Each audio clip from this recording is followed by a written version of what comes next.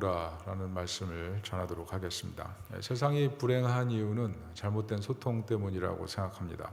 최근에 해외 토픽이 하나 있었죠. 독일에서 일어난 일인데 독일 경찰이 훈련 중에 있는 군대를 무장 세력으로 오인하고 서로 총격전을 벌였다는 소식입니다. 덕분에 도시가 마비가 되고 비상 상황이 됐겠죠. 잘못된 소통, 이게 참 무서운 결과를 가져오는 것입니다. 여러분, 타이타닉호도 그랬어요. 여러분, 이 배가 침몰할 수 없는 배, 이게 출발할 때 광고 아니었습니까? 그런데 1511명이 사망했어요. 첫 출항 때. 그런데 그때 타이타닉호와 16km밖에 떨어지지 않은 배가 있었다는 걸 아십니까? 1511명 사망할 때 바로 16km, 아주 근거리에 있던 배가 한 배가 있었는데 그 배가 이 사람들 다 죽어갈 때 1m도 움직여주지 않았다는 것입니다. 왜 그랬을까요?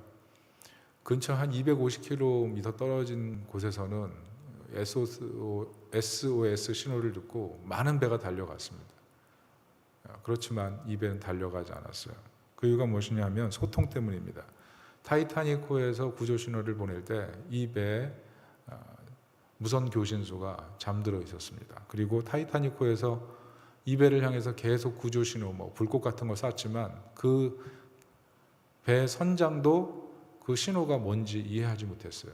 그래서 방임하고 있었습니다. 그리고 멀리 있으니까 잘 보이지도 않았고, 그리고 결정적으로 캘리포니아호 이 무선 교환수는 이미 타이타닉호에다가 여러 차례 빙산이 떠돌아다닌다, 조심해라, 경고를 수차례 했다는 것이죠.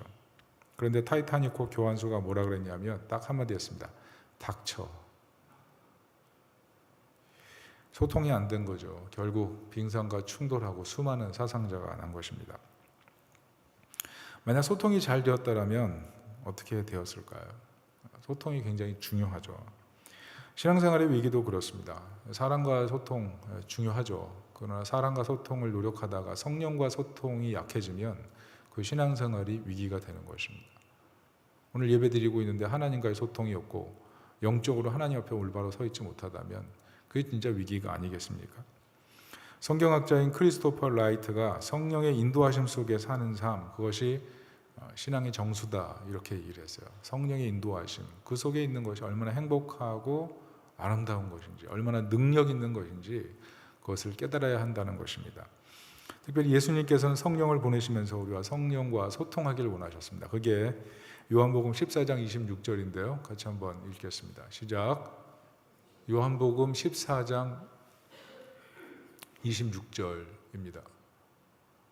없습니까?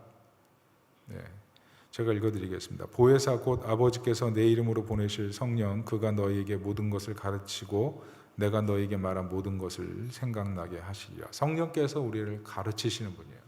성령께서 우리 마음속에 예수님의 가르침을 생각나게 하시는 분이에요. 그래서 성령과 교통하는 것, 신앙 지키는 거예요. 성령과 교통하는 것, 지혜롭게 사는 거예요. 성령과 교통하는 것, 이건 하나님의 능력 속에, 세상 속에 담대하게 살게 만드는 능력이 되는 것입니다. 특별히 오늘 본문은 바울의 2차 선교 여행 때 일어난 성령과의 소통 사건입니다. 그 성령을 따를 때 얼마나 큰 반전이 있는지를 보여주는 사건이죠. 이 말씀을 통해서 성령과의 소통, 또 하나님의 뜻을 분별하고 순종하는 계기가 되길 바랍니다. 첫째는 우리가 이 내용을 통해서 배울 것은 성령의 인도하심, 그 속에서 소통해야 된다는 겁니다. 오늘 여러분 잘 알다시피 16장은 사도 바울이 루스드라에서 디모데를 만나서 디모데와 함께 선교 사역지로 이동하는 장면입니다. 그리고 오늘 본문 6절을 보면 지금 바울이 실라와 그리고 디모데를 데리고 아시아, 지금의 그 아시아가 아니고 터키 지역을 말하는 겁니다. 이 터키 지역으로 이동해서 그곳에서 선교 사역을 하고 있으려고 하는데 성령께서 그 자리를 막으셨어요. 가지 못하게, 더 이상 사역하지 못하게 막으셨어요. 그래서 갈라디아 그리고 부르기아 이 지역으로 다녀서 비두니아로 가려고 했습니다. 비두니아는 왜냐하면 이 아시아 선교의 땅끝으로 봤기 때문에 이 터키 지역의 맨 위 지역이 비두니아거든요. 그러니까 우리도 땅끝 선교하면 저 해남을 바라보면서 많은 선교대원들이 낙도로 오지로 가서 선교하지 않습니까? 그런 것처럼 이 아시아 선교에 있어서는 비두니아가 땅끝이었습니다. 그래서 거기를 마지막으로 선교하려고 하는 그런 마음으로 나아갔는데 어떻게 해요? 성령께서 막으셨어요. 이 비두니아로 가는 길이 무시아입니다. 무시아를 통과해야 비두니아로 들어가는 거예요. 그런데 성령께서 막으시니까 그곳에서 답답한 마음으로 기다리다가 지금 어디로 갔습니까? 오늘 드로아로 가는 거예요. 드로아. 왜 하나님께서 이렇게 지금까지 성령이 인도하시고 사역을 잘했던 바울의 사역지를 막으시고 하나님께서 이렇게 멈추게 하셨을까요? 그 이유는 딱 하나입니다. 복음 전파를 위해서 최적의 경로는 비두니아가 아니라 마케도니아였기 때문에 그래요. 비두니아가 아니라 마케도니아. 때로 우리는 내 선한 의도, 내 목적 이것을 하나님께서 이루어지지 않아서 굉장히 섭섭할 때가 많습니다. 그러다 보면 내 의지를 하나님의 의지보다, 내 계획을 하나님의 계획보다, 내 프로젝트를 하나님의 비전보다 더 중요하게 생각해서 신앙생활할 때가 굉장히 많죠. 거기서 실수할 때가 많아요. 하나님보다 앞서는 것. 성령님을 환영하고 성령과 함께 그리고 성령을 앞서지 않고 잘 따라가는 삶, 거기에 능력이 있는데 우리가 어느 순간 내 의도, 내 목적, 내 계획, 내 프로젝트, 내 스케줄을 따라가다 보면 성령을 잊고 성령을 잊어버리고 그냥 나 혼자 달려갈 경우가 굉장히 많다는 거죠. 오늘 사도 바울도 자신의 의도와 자신의 계획과 자신의 프로젝트를 생각하니까 비두니아로 가려고 모든 힘을 다 썼습니다. 성령께서 계속 막으셔서 깨닫게 하신 것, 그게 뭡니까? 마케도니아로 가는 길이죠. 여러분, 마케도니아 환상은 이건 사실은 기독교 역사의 대전환일 뿐만 아니라 인류 문명의 대전환입니다. 왜냐하면 복음의 중심 무대가 중동에서 이제 유럽으로 옮겨지는 역사적인 사건이 오늘 드로아의 환상이기 때문에 그래요. 이 사건이 서구 유럽에 기독교를 심는 역사적 사건이 된 것입니다. 그래서 하나님께서는 바울을 막으시고 터키 사역을 멈추게 하시고 로마 헬라 문화의 중심부로 점점 다가가게 하시는 거예요. 그러므로 내 계획보다 하나님의 계획 따르는 것, 그게 가장 지혜로운 것이라는 것을 항상 기억하길 바랍니다. 두 번째 배울 것은 순종의 자세로 성령과 소통해야 한다는 것입니다. 오늘 보시면 바울이 고민하는 중에 무시아 근처 드로아에 도착을 했습니다. 그때 마게도냐인의 환상이 있습니다. 마게도냐인이 나타나서 환상 중에 나를 도우러 오라 이렇게 요청을 하죠. 여러분, 마케도니아가 어디냐 하면 이 드로아에서 240km 떨어진 곳이에요. 240km. 굉장히 먼 거리죠. 오늘 본문에 보면 어떻게 합니까? 드로아에서 사모드라게로 가고 사모드라게에서 네아폴리로 가고, 이게 해상이에요. 해상. 특별히 사모드라게라는 성은 포세이돈의 섬이라 이렇게 별명이 있습니다. 이게 해발이 1611m인데 1611m가 되는 산을 딱 그냥 섬 하나가 통째로 차지하고 있는 거예요. 그래서 굉장히 보기에도 좀 약간 신비하고, 그리고 그 꼭대기가 워낙 봉우리가 높기 때문에 그 봉우리를 모든 배들은 이정표로 생각하고 다녔습니다. 그래서 포세이돈, 우리를 지키는 곳, 그래서 포세이돈의 섬이라고 생각을 했습니다. 사모드라게로 직행했고, 그 다음에 또 어디로 가야 되냐면 사모드라게에서 네아폴리로, 해상으로 이동하는 거리가 길죠. 그리고 네아폴리에서 빌립보로 가는 겁니다. 총 240km, 굉장히 멀죠. 그런데 오늘 사도 바울 일행이 어떻게 하냐면 11절에 보면 망설임 없이 직행하고 있어요. 직행. 헬라어로 보면 순풍에 돛단 듯이 그냥 쭉 갔다, 이렇게 이제 해석을 하고 있습니다. 왜 이렇게 직행을 했을까요? 240km, 뭐 이게 쉬운 거리입니까? 지금도 240km 여러분 걸어보라고 한번 하시면 따라가겠습니까? 그리고 낯선 지역이고 이 세 명이 뭐 강도예요, 강의 위협, 뭐가 있을지 어떻게 알아요?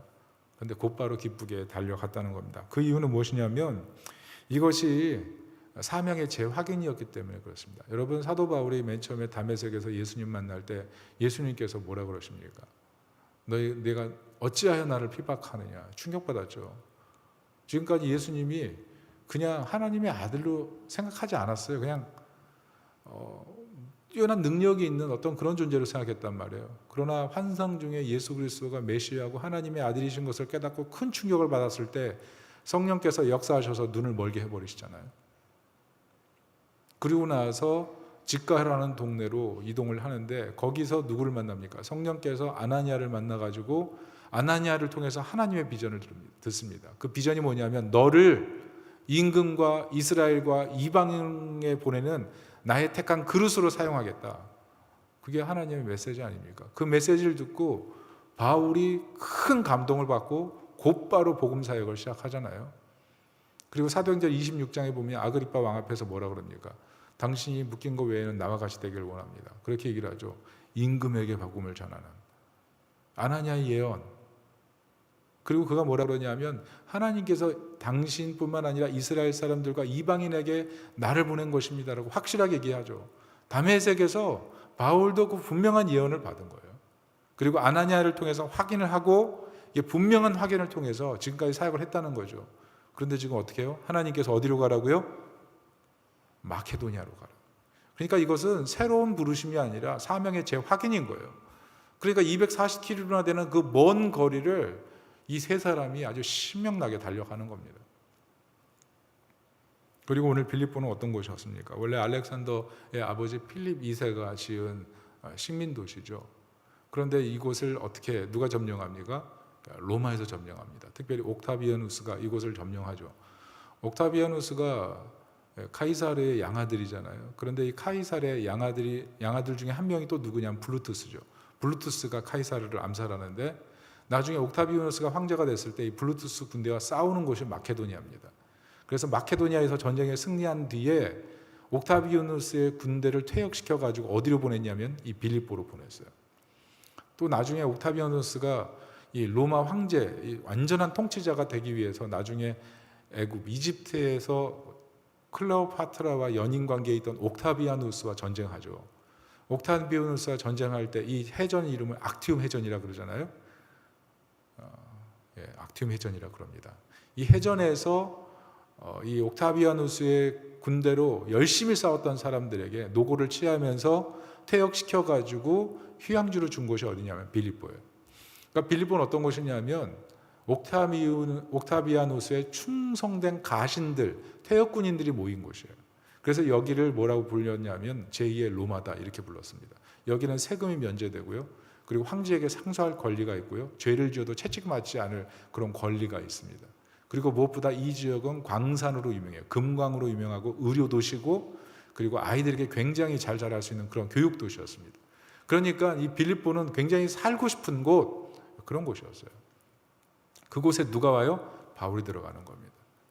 어떻게 보면 제2의 로마라고 하는 곳에 사도 바울이 로마로 들어가기 전에 이미 로마의 문화를 깊이 이해할 수 있는 곳으로 하나님이 그곳에 미리 터를 잡아 놓으신 거죠. 그러니까 사도 바울이 빌립보로 가게 되는 이 과정이 하나님의 분명한 부르심이 있었다는 겁니다. 그러면 여러분, 우리가 성령의 인도하심은 우리가 생각하는 것보다 굉장히 정확하고 면밀하고 분명해요. 성령의 인도하심을 따르는 것이 우리 인간의 계획과 인간의 상식을 초월할 때 그것을 따르는 것이 가장 합리적이고 가장 상식적인 선택이 되는 것입니다. 특별히 예수님께서는 요한복음 20장 21절에 이렇게 말씀하셨습니다. 같이 한번 요한복음 20장 21절 읽겠습니다. 시작. 예수께서 또 이르시되 너희에게 평강이 있을지어다. 아버지께서 나를 보내신 것 같이 나도 너희를 보내노라. 이 예수님께서 부활하시고 나서 제자들이 두려움에 떨고 집에 모였을 때 그 가운데 나타나셔서 하신 말씀이에요. 이게 교회의 역사 2000년 동안 중심 메시지입니다. 그게 뭐예요? 보내는 것. 교회는 어디로요? 하나님의 말씀이 있으면 그 말씀이 필요한 곳으로 보냄을 받는 것.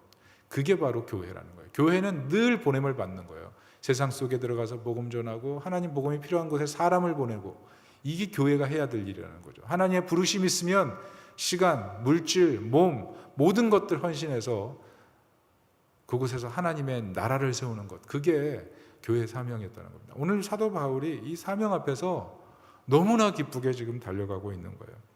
특별히 우리도 마찬가지입니다. 하나님의 부르심이 있을 때 요한계시록 24, 보면 24장로가 예수님을 향해서 자신의 면류관을 다 벗어 던지고 주님 앞에 영광을 돌리는 것처럼 하나님의 뜻 앞에서 자기 부인을 하고, 하나님의 뜻이라고 하면, 성령이 원하시는 것이라고 하면 자기 육체를 쳐서까지 하나님 말씀에 순종하고 헌신하는 그런 하나님 백성이 되시기를 예수님의 이름으로 축복합니다.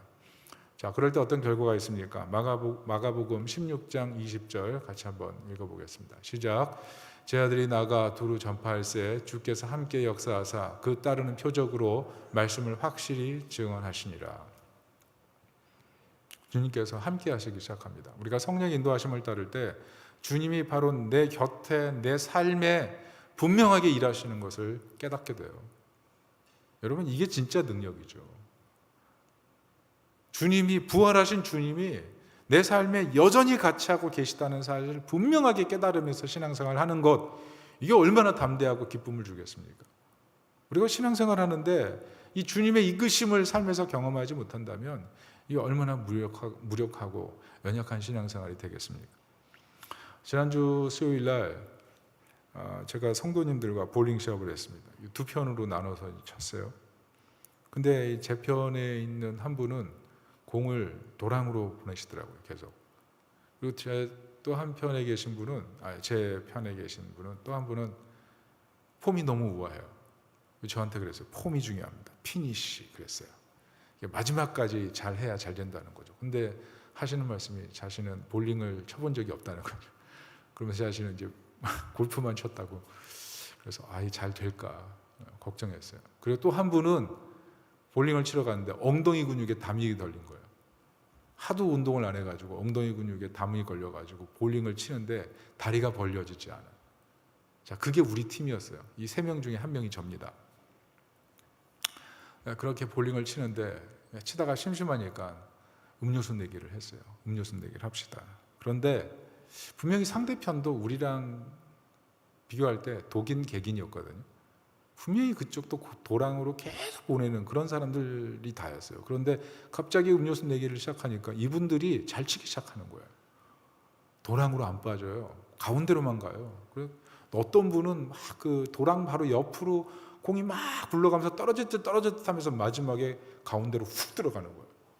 숨은 실력자였어요.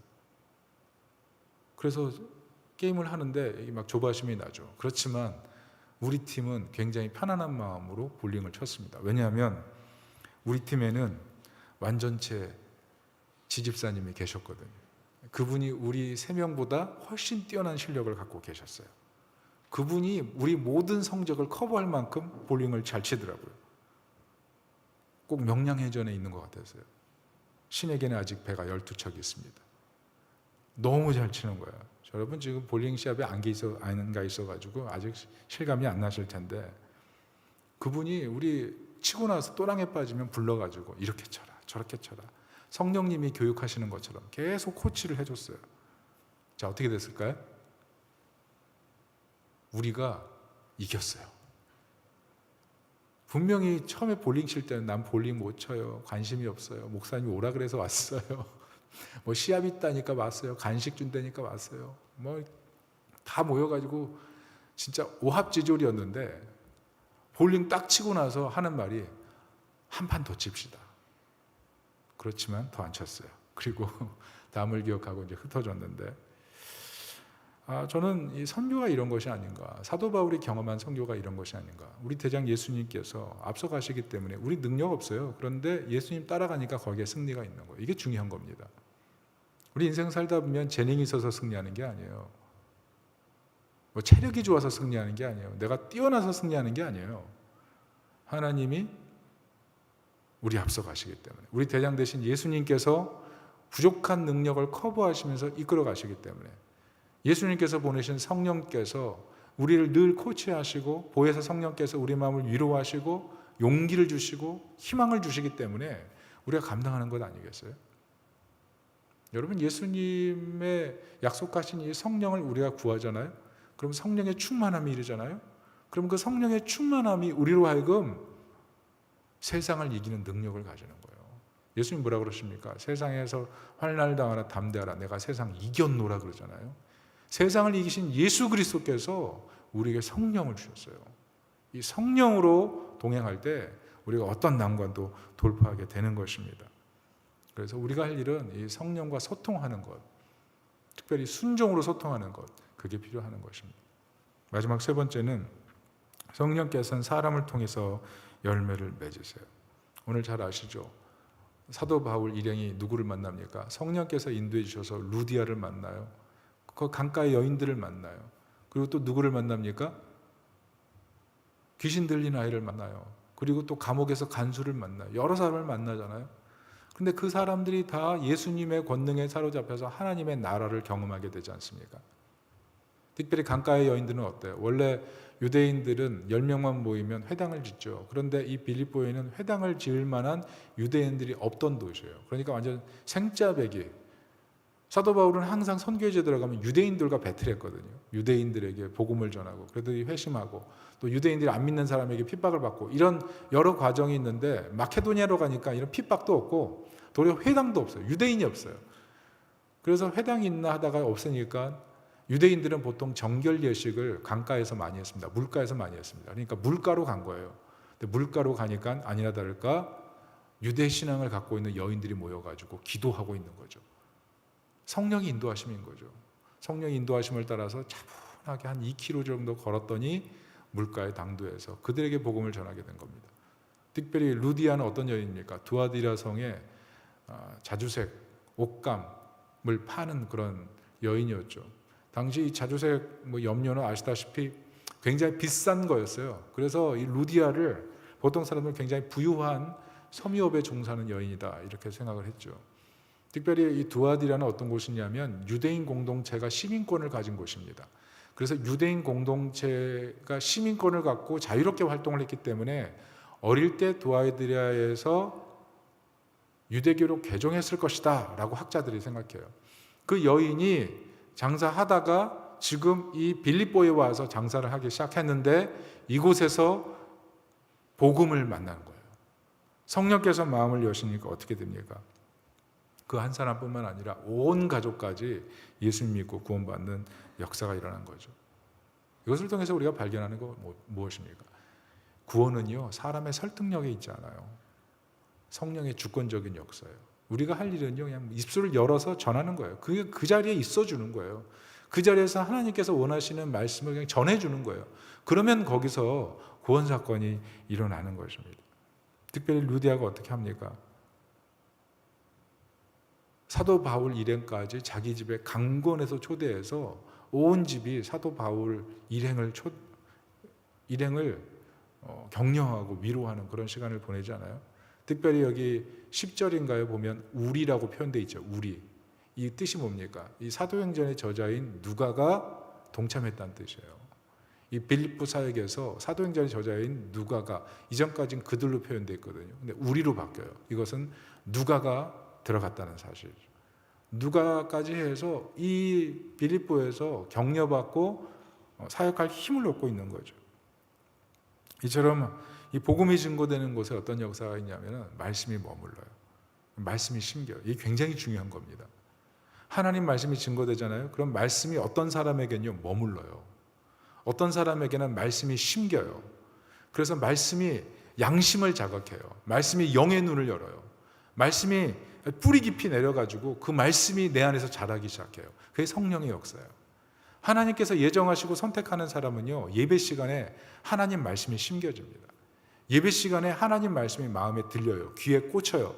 그냥 영혼을 사로잡아요. 그래서 그 말씀이 심겨지고 말씀이 역동하기 시작하고 말씀이 역사하기 시작하면 자신도 모르게 믿음으로 반응하기 시작하고 그 믿음이 너무나 아름답게 보여지기 때문에 가족들까지 회심하고 변화되는 거예요.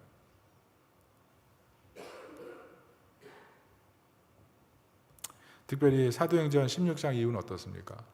귀신 들린 아이가 하나님 말씀이 선포될 때 그 말씀이 임하니까 귀신이 쫓겨나고 감옥에서는 어떤 일이 일어납니까? 하나님 말씀이 임한 바울과 실라가 하나님을 찬양하니까 하나님의 그 임재가 나타나서 옥문이 열리고 간수들이 그 하나님 말씀을 받고 나서는 그 간수의 가족까지 다 예수 그리스도를 영접하잖아요.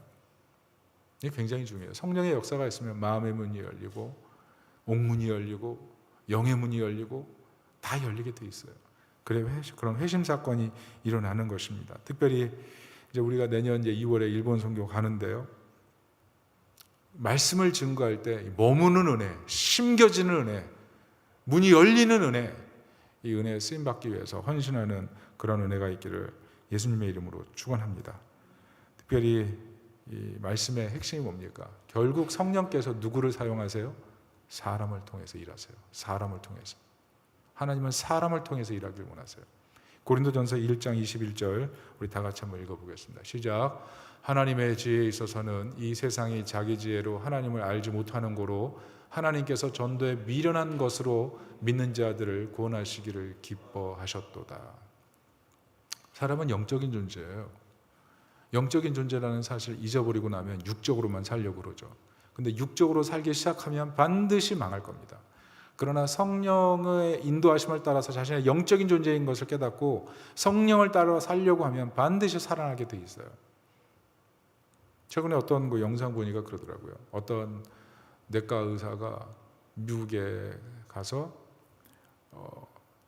뭐라 그러죠? 의사들 하는 거 있잖아요. 뭐 카운슬 하여튼 세미나 참여한 거죠. 세미나 참여해서 학습하고 있는데 그날 밤 새벽 2시에 갑자기 누가 찾아왔다는 거예요. 그리고 문을 딱 여니까 자신이 옛날에 진료했던 환자가 와 있더래요.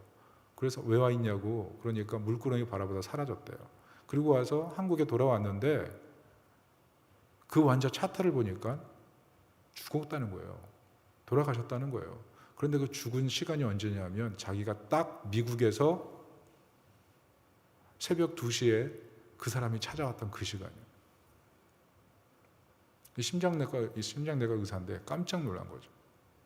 여러분, 우리 이 땅에 영혼이 없다고 생각하시나요? 그렇잖아요. 죽고 나서 사람들이 영적인 존재를 경험하는 가족들 같은 경우에 그 영적인 존재가 자신의 곁에 머물다가 사라지는 듯한 느낌, 그 그냥 거짓말로 지어낸 것입니까? 그렇잖아요. 사람 영적인 존재예요. 영적인 존재. 영적인 존재가 하나님 나라에 들어갈 수 있도록 우리가 마지막까지 헌신하는 것, 이 전도예요. 전도. 하나님이 전도에 미련한 것을 우리에게 부탁하셨어요. 우리에게. 우리를 통해 하나님 나라 복음이 증거되고 영혼이 구원받도록 우리를 쓰기를 원하셨다는 것입니다. 하나님은 우리를 통해 구원 드라마를 완성시키기를 원하세요. 바울을 통해 빌립보에 들어가서 옥문을 열고 마음의 문을 열고 영의 문을 열어서 하나님 나라를 세운 것처럼 이제 우리를 통해서 전도에 미련한 것으로 세상에 하나님 나라를 세우기 원하세요. 꿈과 비전에 동참하실 수 있기를 예수님의 이름으로 축원합니다. 말씀의 결론을 맺겠습니다. 사도행전 16장 이 마게도냐인의 부름은 잘 들여다보면 결국 영혼 구원을 위한 성령의 절규와 똑같습니다. 여러분, 믿지 않는 영혼들 그냥 잘 살고 있는 것 같죠? 영적인 상태로 보면 멸망 직전이에요. 영적인 상태로 보면 나 구원해달라, 어서 와서 나를 도와달라, 그게 영적인 상태예요. 안 듣고 거부하고 외면하고 그런 것 같지만 그의 영혼에는 심각한 구원 욕구가 있는 거예요. 그 구원 욕구를 우리가 바라보면서 복음을 전해야 돼요. 어떤 사람은 내가 준비돼야 복음 전할 수 있습니다, 그렇게 얘기해요. 그러나 성령 충만했던 베드로가 뭐래요? 은과 금 내게 없거니와 내게 있는 것으로 내게 주노니 곧 나사렛 예수 그리스도의 이름으로 일어나 걸으라 그랬어요. 은과 금이 없었어요. 그렇지만 내게 있는 것으로 내게 주노니 예수님의 이름으로 일어나라 그랬어요. 여러분, 없을 때 능력이 많은 거예요. 재능과 언어와 재정 다 있어야 하는 건 줄 알아요? 성경은 그런 게 아니에요. 없을 때 하는 게 진짜 믿음이에요. 없을 때 하는 게. 부족할 때 하는 게 진짜 믿음이에요. 마태복음 25장 23절에 주인이 이르되 잘하였다 착하고 충성된 종아, 내가 작은 일에 충성하였으며 내가 많은 것으로 내게 맡기니. 여러분, 하나님께서 내게 많은 것으로 맡기는 것 언제 경험할 수 있습니까? 하나님이 내게 많은 축복을 주시는 것을 무엇으로 경험할 수 있어요? 지극히 작은 것, 거기에 충성해 보세요. 지극히 작은 것, 하나님의 부르심, 거기에 우리가 반응할 수 있어야 되는 것 아니겠어요? 결국 우리가 왜 헌신하지 않고 왜 하나님의 부르심에 제대로 반응하지 못하냐 하면 잃을 것이 있어서 그래요. 내 자존심에 스크래치 나고 내 삶에 어려움이 오고 내가 더 해야 될 일들이 많은데 그 일을 하고 나면 너무 어려워질까 봐 잃을 것이 많아서 그런 거 아니에요? 그런데 오늘 성령께서는 사도 바울을 부르셔서 놀랍게 일하시는 것을 보여주고 있습니다. 여러분, 우리가 성령께 순종할 때 우리가 생각하는 것보다 그 이상의 일들 속에 우리 들어가는 거예요. 사도 바울이 소아시아를 포기하고 마게도냐로 들어갔을 때 기독교 문명 역사의 대전환이 일어나는 것처럼 우리 인생에도 성령의 역사 속에 들어가서 하나님의 뜻을 따를 때 인생의 대전환이 일어나는 것입니다. 이 대전환의 역사에 꼭 동참하시고 헌신할 수 있기를 바랍니다. 특별히 예비한 영혼, 우리 주변에도 있죠. 하나님이 구원하시려고 하는 영혼, 그 영혼을 바라보면서 포기하지 말고 오늘 사도 바울처럼 성령에 이끌려서 복음을 전하고 하나님 나라를 확장하는 그런 은혜가 있기를 예수님의 이름으로 축원합니다. 우리 다 같이 한번 기도하겠습니다. 이 시간 성령께서 내게 무엇을 원하시는지 한번 생각해 보십시오. 리빙스턴이 그런 얘기를 했죠. 하나님은 한 분밖에 없는 독생자를 선교사로 만드셨다. 예수님이 세상에 선교사로 오셨어요. 그리고 선교사로 죽으셨어요. 복음이 필요한 것은 너무나 많죠. 그런데 우리는 죽으려고 하지 않죠. 잃어버릴 것이 많으니까 때로는 내가 없다고 생각하니까. 그런데 은과 금은 내게 없거니와 없는데 하나님 일하셨어요. 그게 진짜 믿음이에요. 하나님은 아무것도 없게 만드시고 오직 하나님만 바라보게 하셔서 때로는 믿음으로 걷게 하세요. 아무것도 없을 때 믿음으로 헌신하는 믿음, 그게 진짜 아니겠어요? 여러분, 특별히 우리 이번에 일본 선교 준비하고 있는데 여러분, 없다고 생각하는 사람, 없기 때문에 못하겠다고 하는 사람 헌신하십시오. 자신의 믿음이 항상 현상과 현실만을 바라보는 그런 믿음이라면 이런 상황 속에서 자신의 한계를 깨트려야 되지 않겠습니까? 잠자고 있는 마음이 아니라 살아있는 마음 돼야죠. 식어있는 마음이 아니라 뜨거운 마음 돼야죠. 깨진 마음이 아니라 성령으로 불붙는 마음이 돼야죠. 그러면 변화되는 것입니다. 이 시간에 하나님, 우리로 하여금 보고 들은 것을 말하지 않을 수 없어서 핍박 속에서도 복음을 증거했던 우리 초대교회 성도들처럼 하나님, 우리 마음 속에 복음을 전하고 하나님 나라를 위해 헌신하려는 마음 주시고 성령을 따라가는 우리가 되게 도와주시옵소서. 다 같이 기도하겠습니다. 하나님 아버지, 우리가 성령을 따라가는 하나님의 사람 되기를 원합니다. 성령을 따라가는 하나님의 사람 되기를